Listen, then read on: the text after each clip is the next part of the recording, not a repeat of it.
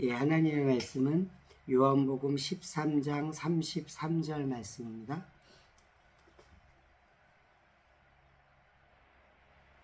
우리 합독하겠습니다. 작은 자들아, 내가 아직 잠시 너희와 함께 있겠노라. 너희가 나를 찾을 것이나 일찍이 내가 유대인들에게 너희는 내가 가는 곳에 올 수 없다고 말한 것과 같이 지금 너희에게도 이르노라. 그래서 오늘은 때와 시간에 대해서 은혜를 나누기를 원합니다.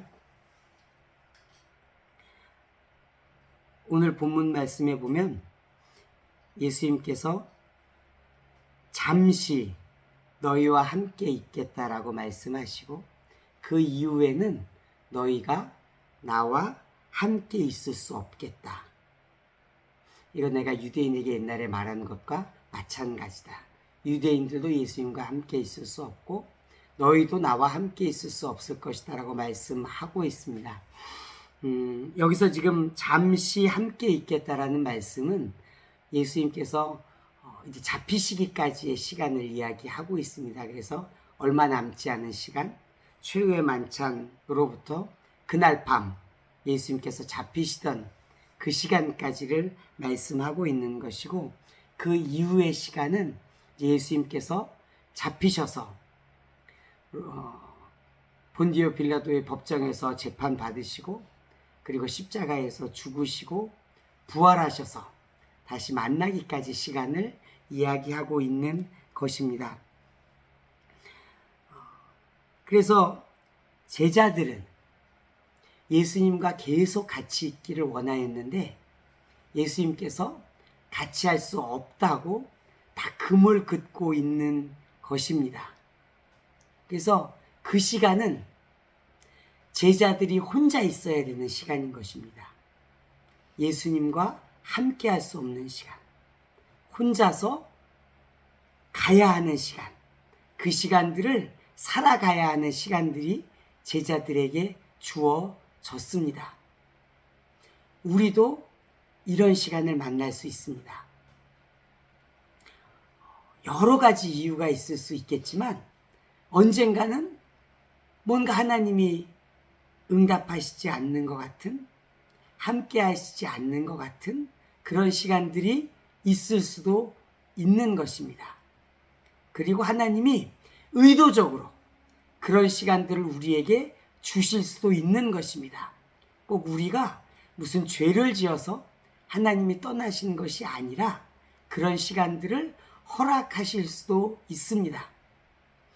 이런 시간으로 가장 긴 시간은 우리가 흔히 구약과 신약의 사이, 중간기라고 하는 기간 400년 정도를 이야기합니다. 그 기간 동안 선지자가 아무도 오지 않았습니다. 말라기 선지자가 오고 그 이후에 아무도, 세례 요한이 오기까지 400년 정도 하나님의 음성이 들려지지 않았습니다. 그 시간 동안 하나님은 아무것도 안 하시는 것 같이 보였습니다. 실상은 그러하지 아니했습니다. 그 400년 동안 하나님은 여러 가지 일을 하셨습니다. 무슨 일을 하셨냐면 그리스가 세계를 유럽을 정복하게 하고 헬라 말이 온 유럽에 퍼지게 했습니다.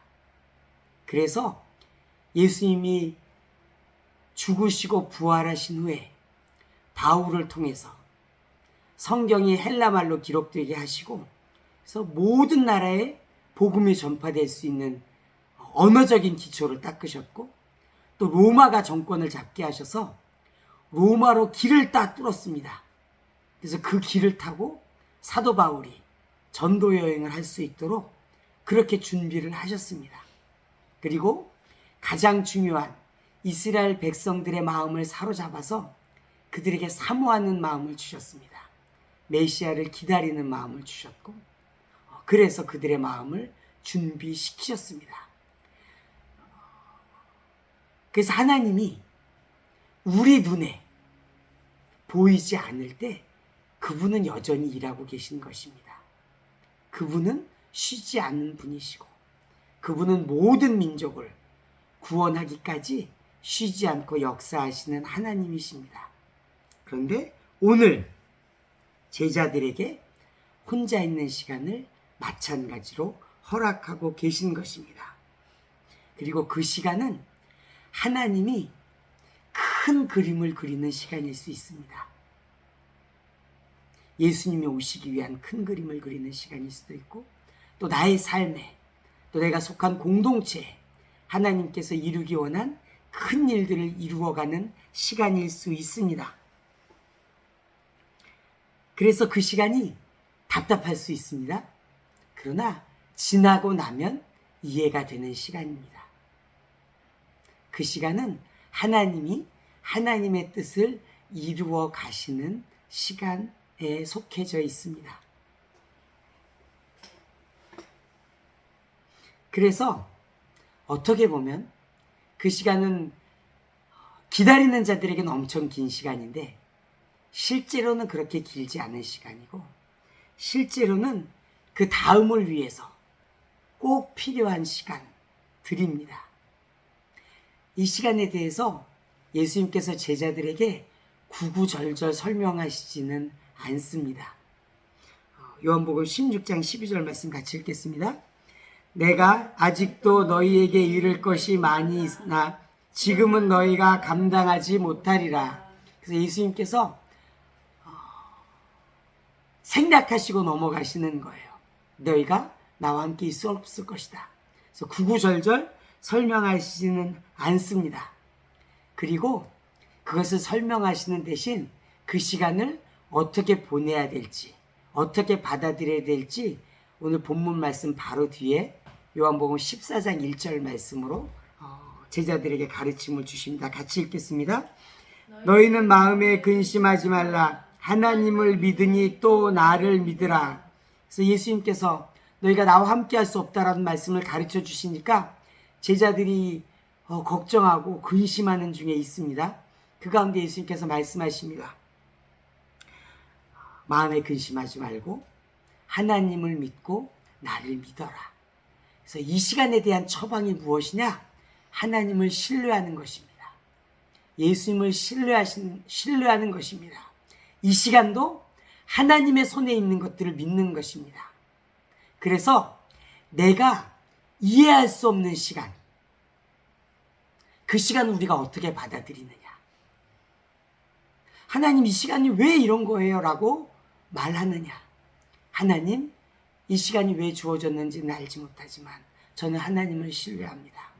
하나님의 뜻이 이루어지고 있음을 믿습니다.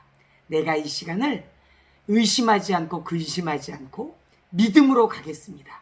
이것이 하나님 우리에게 요구하시는 것입니다. 믿으라는 것입니다. 믿음이 없이는 하나님을 기쁘시게 할 수 없습니다. 그래서 이 시간을 대한 예수님의 처방, 믿어라. 신뢰해라. 하나님의 뜻이 이루어진다. 그리고 이것이 너희에게 복이다. 말씀하는 것입니다. 우리가 이 시간에 대한 것을 이해할 수 없을 것이라고 이사야서 55장 8절 9절은 명백하게 이야기하고 있습니다. 같이 읽겠습니다.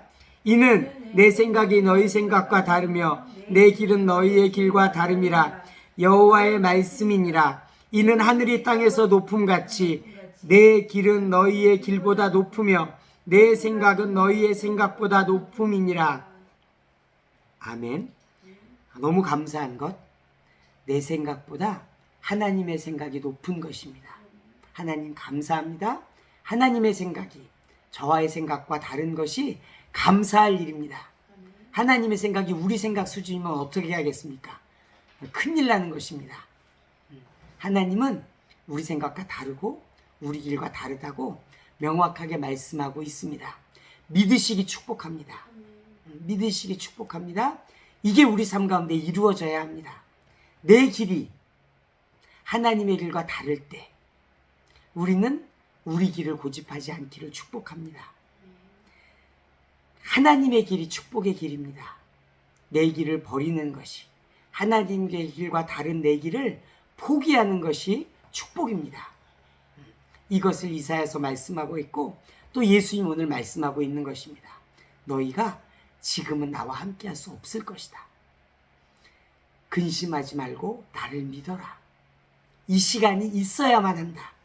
이 시간에 놀라운 일들이 이루어질 것이다. 예수님 말씀하고 계신 것입니다. 그리고 이사야서 55장 6절 7절에는 그 가운데 우리를 향하신 하나님의 뜻을 말씀하고 있습니다. 같이 읽겠습니다. 너희는 여호와를 만날 만한 때에 찾으라. 가까이 계실 때에 그를 부르라. 악인은 그의 길을, 불의한 자는 그의 생각을 버리고 여호와께로 돌아오라. 그리하면 그가 긍휼히 여기시리라. 우리 하나님께로 돌아오라. 그가 너그럽게 용서하시리라. 우리 마지막 부분 다시 읽겠습니다. 우리 하나님께로 돌아오라. 그가 너그럽게 용서하시리라. 그래서 우리 길과 하나님의 길이 다른데 한 가지 하나님이 명확하게 해주신 게 있어요. 여호와께 돌아오라는 거예요. 하나님이 용서하신다는 거예요. 그것도 너그럽게 용서하신다는 것입니다. 이것의 신학적인 표현은 탕자를 맞이하는 아버지의 모습입니다. 그 아버지의 모습은 하나의 인색함도 없습니다. 그 아들과 따지고 변론하는 것도 없습니다. 그 아버지 이렇게 말하지 않습니다. 내가 뭐라고 그랬어. 고생 바가지라도 이제야 왔네. 말씀하지 않으십니다. 측은히 여겨서 쫓아가서 안고 맞아들이는 것이 하나님의 모습이시고 그것이 바로 너그럽게 용서하시는 하나님의 모습입니다. 우리를 향해서 부르시는 하나님의 뜻, 우리가 그 길은 알지 못하지만 그 길 가운데 하나님이 하기 원하시는 것, 우리를 하나님께로 돌아오라고 부르시는 것입니다. 이를 위해서 예수님 이 땅에 오셨고 이를 위해서 예수님 십자가에서 우리 죄를 위해서 피 흘려 죽으셨습니다. 그리고 그 부르심이 우리 가운데 축복이 되게 하셨습니다. 그래서 우리가 하나님의 그림을 이해할 수 없습니다. 하나님의 큰 그림을 우리가 알 수 없습니다. 우리가 이것을 인정하시길 축복합니다. 우리가 이해할 수 있는 하나님, 그 하나님은 우리 위의 하나님이 아니고 우리 밑에 하나님입니다. 하나님은 우리가 이해할 수 없는 존재입니다. 하나님의 하시는 것을 어떻게 우리가 이해하겠습니까? 욥기에 보면 하나님께서 이것들을 쭉 말씀하시지 않습니까? 네가 이해하는 것이 무엇이냐? 욥에게 말씀하시지 않습니까? 아무것도 이해하지 못합니다. 욥은 티끌 아래에서 회개한다라고 고백합니다. 우리는 하나님을 이해할 수 없습니다. 하나님을 이해하려는 마음을 버리시기를 축복합니다. 그것은 하나님께로부터 온 마음이 아닙니다. 그건 교만한 마음이고 사단이 우리를 속이는 마음입니다. 이해할 수 없는 하나님, 당연히 이해할 수 없습니다. 하나님의 크심을, 그 광대하심을, 이 온 역사를 운행하심을 우리가 어떻게 이해할 수 있습니까? 우리는 코끼리, 맹인이 코끼리 만지는 것처럼도 이해할 수 없습니다. 다만 그분을 신뢰하고 그 길이, 그 하나님의 역사하심이 내게 복이 되고 나를 구원하심을 믿고 그 삶을 살아갈 뿐입니다. 그래서 우리 하나님 이해할 수 없습니다. 그러나 그 말씀들을 이루시는 분이십니다. 그래서 요한복음 16장 22절에는 그 이루시는 예수님의 말씀이 나옵니다. 같이 읽겠습니다. 지금은 너희가 근심하나 내가 다시 너희를 보리니 너희 마음이 기쁠 것이요 너희 기쁨을 빼앗을 자가 없으리라.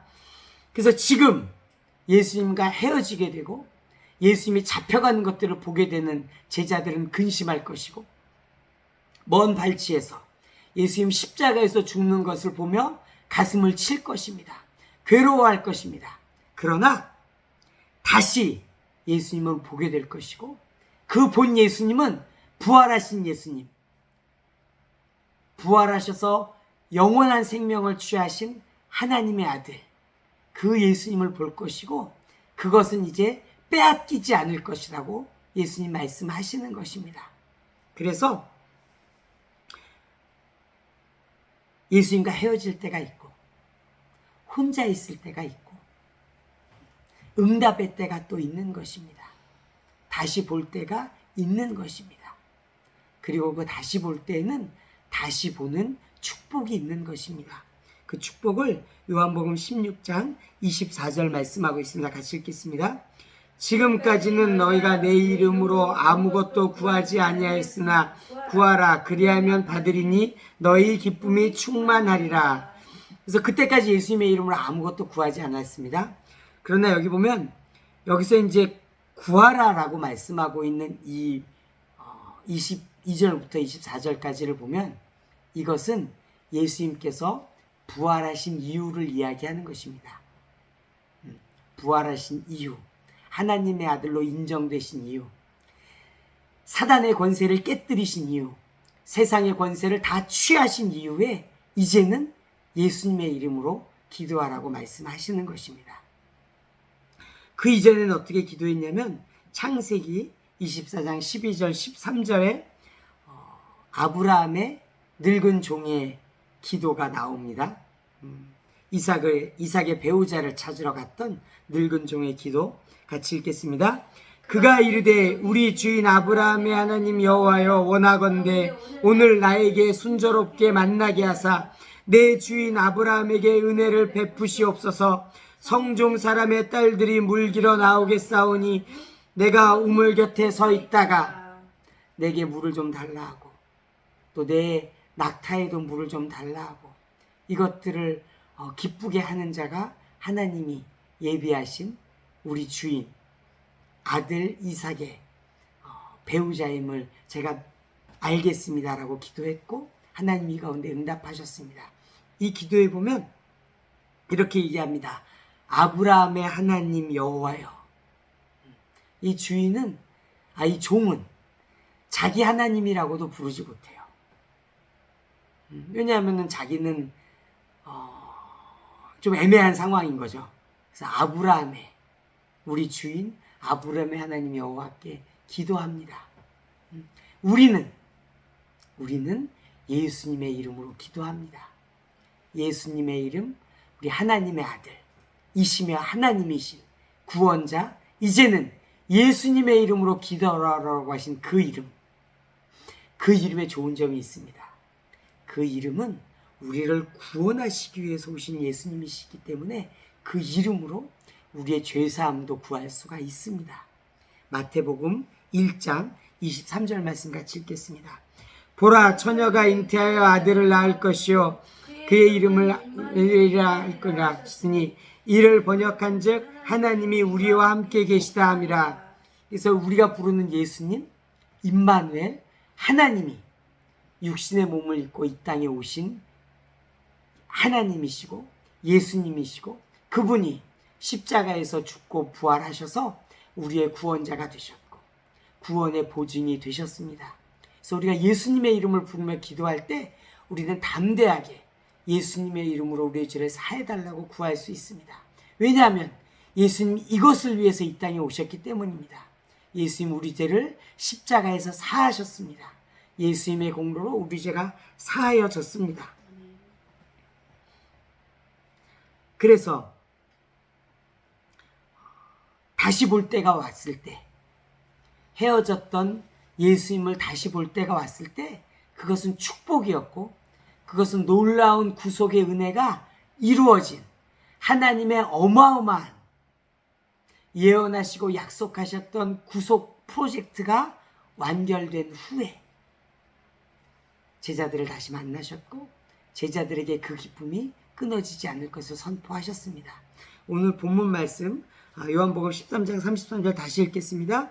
작은 자들아 내가 아직 잠시 너희와 함께 있겠노라. 너희가 나를 찾을 것이나 일찍이 내가 유대인에게 너희는 내가 가는 곳에 올 수 없다고 말한 것과 같이 지금 너희에게로 이르노라.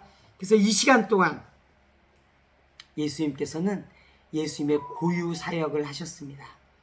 고유 사역이 무엇입니까? 십자가에서 모든 사람들의 죄를 짊어지시고 그 죄값을 치르시고 죽으시고 부활하셨습니다. 그리고 그 예수님 우리에게 성령을 보내주셨습니다. 요한일서 4장 13절 같이 읽겠습니다. 그의 성령을 우리에게 주심으로 우리가 그 안에 거하고 그가 우리 안에 거하시는 줄을 아느니라. 그래서 성령을 우리에게 보내주셨습니다. 예수님이 약속하셨습니다.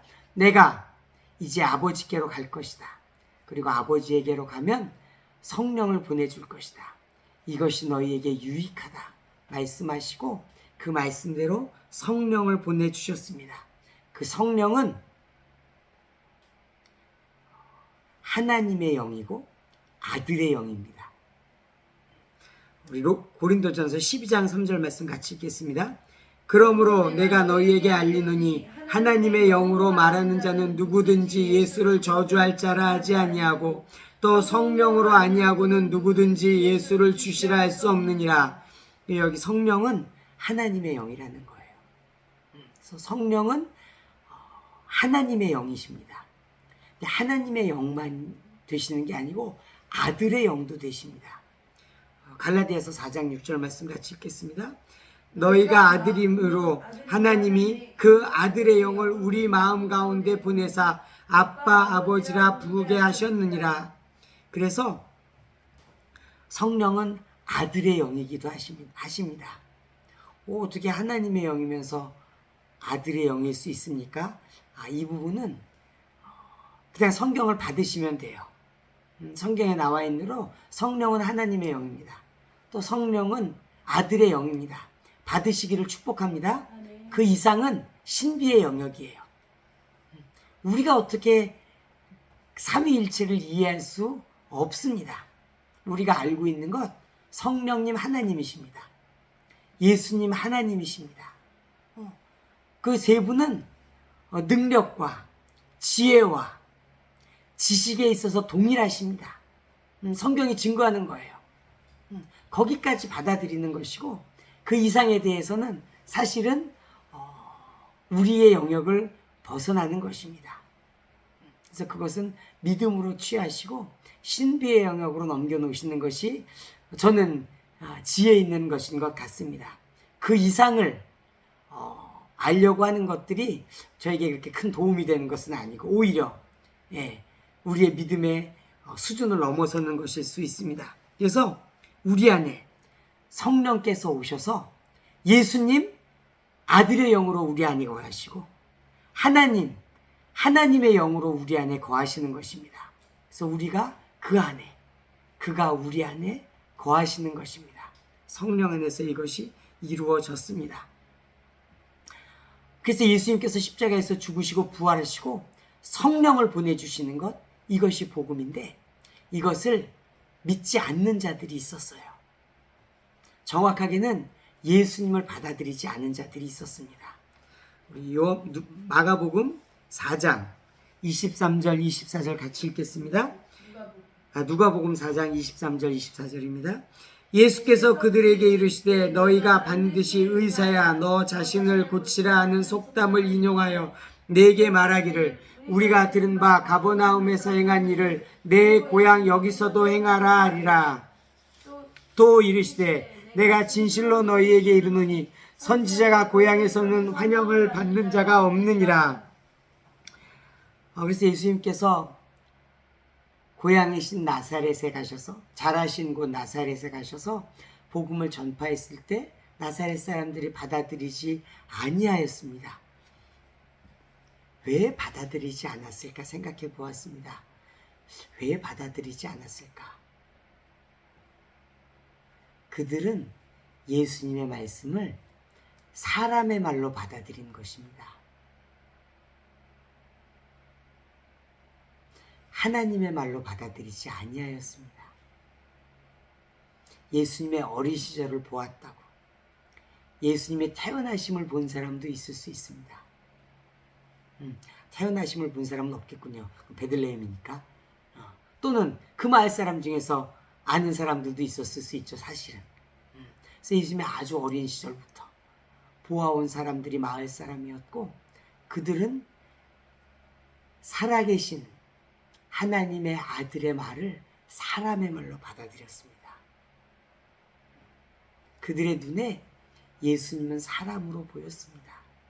그것이 그들을 눈멀게 하였고 귀 막히게 하였고 하나님의 복음과 하나님의 구원으로부터 한 걸음 물러서고 두 걸음 물러선 자로 만들었습니다.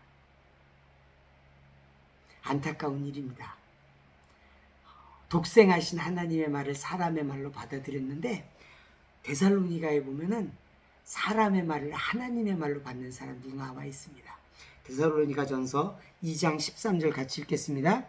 이러므로 우리가 하나님께 끊임없이 감사함은 우리가 들은 바 하나님의 말씀을 받을 때 사람의 말로 받지 아니하고 하나님의 말씀으로 받음이니 진실로 그러하다.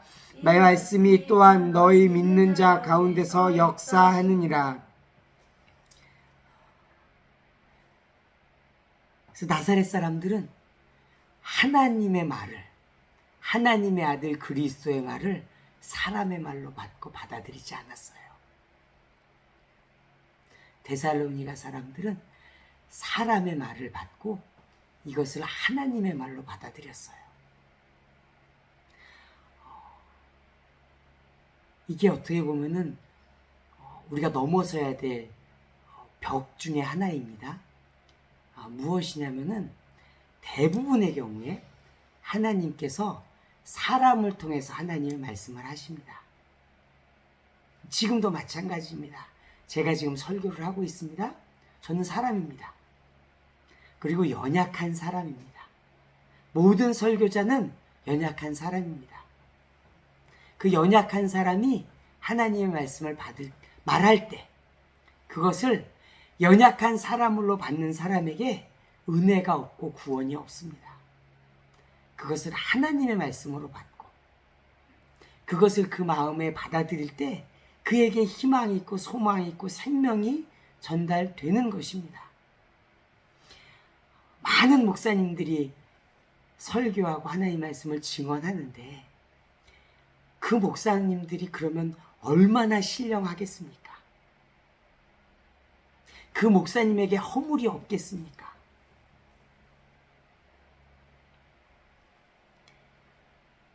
사무엘상에 보면 사사기 말엽에 엘리 제사장이 심각한 범죄라는 것들이 계속 성경에서 증거되고 있고 결국은 하나님의 저주를 받아서 그 아들과 한날 한시에 다 죽습니다. 하나님께서 버리셨습니다. 근데 그 범죄한 하나님이 버리신 엘리를 통해서 한나는 그 아들을 낳는 축복을 얻고 또 그 아들뿐 아니라 또 다른 두 아들과 세 딸까지 얻는 축복을 얻습니다. 왜냐하면 한나는 그 엘리의 말을 하나님의 말로 받은 것입니다. 그 엘리에게 당신 일이나 잘하세요라고 말하지 않았습니다. 그래서 오늘 어떻게 우리가 하나님의 은혜 안에 거하느냐? 우리에게 주어지는 하나님의 말씀, 우리에게 하나님의 말씀을 전해주는 사람의 말을 이게 하나님의 말씀인지 두려워하며 분별하여 받아들이는 지혜가 있기를 축복합니다. 이것에서 넘어지면 희망이 없는 거예요. 하나님이 우리에게 직접 말씀하실 수도 있지만 많은 경우 사람을 통해서 말씀하십니다. 그리고 데살로니가서에 말씀하고 있지 않습니까?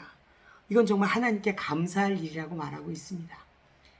사람의 말을 하나님의 말로 받는 여러분 되기를 축복합니다. 그리고 오늘 우리는 때에 대한 이야기를 하고 있습니다. 이루어지는 시간, 우리에게 안 보이는 시간. 근데 우리가 생각하는 시간도 있어요. 지금 이루어졌으면 좋겠고, 지금 하나님의 응답이 내게 주어졌으면 좋겠고. 대표적인 말씀이 창세기 29장 21절입니다. 같이 읽겠습니다. 야곱이 라반에게 이르되 내 기한이 찼으니 내 아내를 내게 주소서 내가 그에게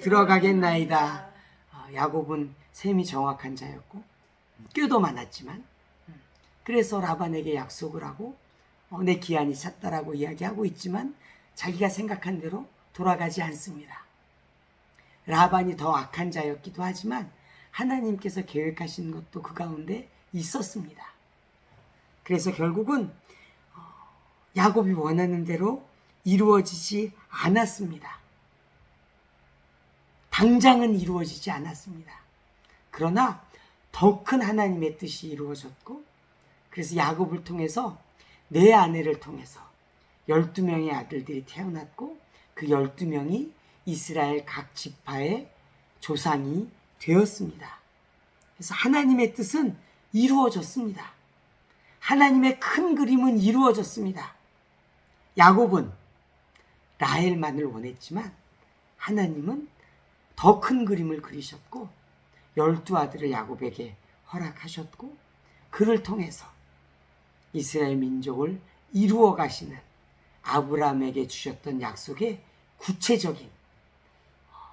구체적인 실행들이 이루어지게 하셨습니다. 그래서 야곱에게 아마 그 얘기입니다.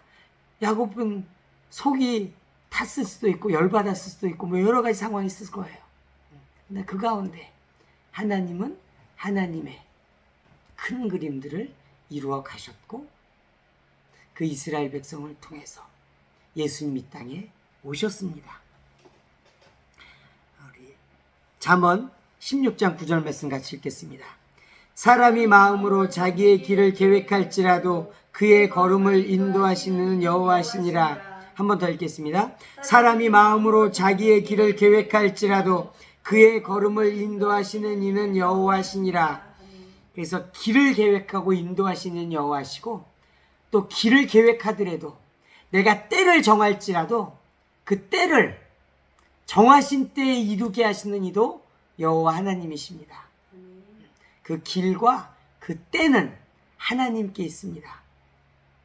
그래서 하나님이 이루기 위해서 우리가 보이지 않는, 우리가 이해할 수 없는 쉼표를 찍으실 때, 그때 요한복음 14장 1절 하나님을 믿으니 또 나를 믿으라. 근심하지 말아라. 이 말씀을 붙잡고 살아가시기를 축복합니다. 그래서 하나님의 뜻은 하나님의 때에 이루어집니다. 우리가 이해할 수 없는 그때에 하나님이 우리가 생각한 것보다 더 큰 것들을 이루십니다. 근데 여기에 다른 변수가 하나 있습니다. 그 변수는 우리의 대적, 사람들 속에 역사하는 이 세상에 주관하는 악한 영들입니다. 시편 59편 3절 같이 읽겠습니다. 그들이 나의 생명을 해하려고 엎드려 기다리고 강한 자들이 모여 나를 치려하오니 여호와여, 이는 나의 잘못으로 말미암음이 아니요 나의 죄로 말미암음도 아니로소이다. 우리가 어떤 고난이나 또는 우리가 어떤 대적들을 만날 때 우리가 잘못해서 만나는 경우도 있습니다. 우리가 범죄하였기 때문에 어려움이 올 수도 있습니다. 나 꼭 그렇지 않을 수도 있습니다. 오늘 시편 59편에 보면 내가 잘못한 것도 없다는 겁니다. 내가 죄 지은 것도 없다는 것입니다. 그럼에도 불구하고 강한 자들이 나를 해하려고 하고 나를 치려 한다는 것을 말씀하고 있습니다. 우리가 그리스도에게 속하면 세상은 우리의 대적이 되는 것입니다. 왜냐하면 세상이 우리를 적으로 보기 때문에 그렇습니다. 우리가 세상을 적으로 보는 것이 문제가 아니고, 우리가 그리스도에게 속하면 사단은 우리의 대적이 되는 것입니다. 그리고 사단은 자기가 다스리는 자들을 통해서 우리를 공격할 수 있습니다. 그래서 이 하나님의 때가, 하나님의 뜻이, 하나님의 섭리가 이루어짐에 있어서 대적들이 우리를 치려하고 우리를 반대하고 우리를 괴롭힐 수 있습니다. 그러나 요한복음 14장 1절처럼 마음에 근심하지 않기를 축복합니다. 왜냐하면 우리 하나님이 이기시는 분이시기 때문입니다. 시편 124편 말씀 읽겠습니다. 이스라엘은 이제 말하기를 여호와께서 우리 편에 계시지 아니하셨더라면 우리가 어떻게 하였으랴. 사람들이 우리를 치러 일어날 때 여호와께서 우리 편에 계시지 아니하셨더라면 그때 그들의 노여움이 우리에게 맹렬하여 우리를 산채로 삼켰을 것이며, 그렇게 안 됐다는 이야기입니다. 하나님께서 우리 편에 계셨다는 이야기입니다. 그래서 우리는 예수님을 믿고 하나님께 속하였습니다. 하나님이 우리 편이 되셨습니다. 그리고 세상은 사단에게 속하였고 세상은 우리를 대적합니다. 그래서 이것은 우리와 세상의 싸움이기도 하고 사단이 그 하나님의 택하신 자들을 대적하는 싸움이기도 합니다. 그래서 이것은 하나님이 이기게 하시는 싸움입니다. 언제? 하나님의 때에 이것을 이루시는 것입니다. 그때는 우리가 이해할 수 없는 때일 수 있습니다. 그럴 가능성이 더 많습니다. 우리가 무엇을 얼마나 알아서 하나님께 때를 가르치겠습니까? 하나님을 신뢰하고 하나님의 때를 기다리고 하나님 앞에 하나님 우리 편에 서신 것들을 기대하고 우리의 믿음을 지키시기를 축복합니다. 그래서 사단은 우리로 근심하게 하는 거예요. 사단은 우리로 걱정하게 하는 거예요. 걱정한다는 게 무슨 뜻이냐면은 우리의 눈이 하나님에게서 벗어나는 것입니다. 하나님을 바라보면 근심할 일이 없어요. 베드로가 물 위를 걸을 때 예수님을 바라보면 걸을 수 있었어요. 파도를 바라보니까 두려움이 왔고 빠진 거예요. 우리가 무엇을 바라보느냐? 하나님을 바라보느냐? 아니면 가나안의 7 거인 족속을 바라보느냐? 하나님의 약속을 붙잡느냐? 내 힘과 내 능력을 의지하느냐? 하나님이 우리에게 원하시는 것은 우리의 능력으로 취할 수 있는 것들을 취하라는 것이 아닙니다. 하나님은 우리에게 우리의 능력으로 취할 수 없는 것, 하나님의 능력으로 취할 수 있는 것들을 취하라 하시고 그것을 통해서 영광 받으시는 것입니다.